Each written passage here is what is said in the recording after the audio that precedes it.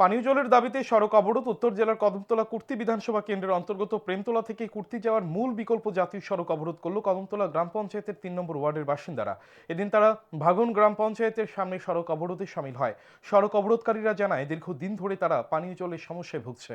জলের জন্য নিজেরা কুয়া খনন করছে, কিন্তু কুয়াতেও জল শুকিয়ে গেছে।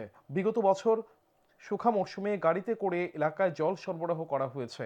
এই বছর গাড়িতে করেও জল সরবরাহ করা হচ্ছে না, ফলে বর্তমানে তারা তীব্র জলের সংকটে ভুগছে। তাই বাধ্য হয়ে এদিন তারা সড়ক অবরোধে সামিল হয়েছে। সড়ক অবরোধের খবর পেয়ে দ্রুত ঘটনাস্থলে ছুটে যায় কদমতলা থানার পুলিশ। সড়ক অবরোধকারীদের সাথে কথা বলে দ্রুত সমস্যার সমাধানের আশ্বাস দেন। তারপর সড়ক অবরোধকারীরা সড়ক অবরোধ মুক্ত করে দেয়।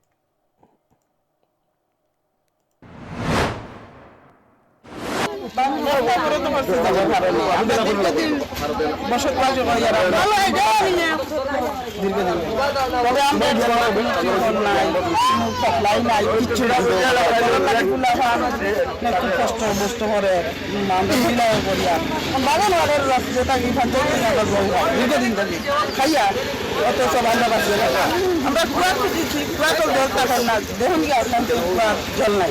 কুলাবার বাচ্চা বাড়িতে আধা ঘন্টা 1 ঘন্টা হয়েছিল রাস্তার গাড়ির কারণে।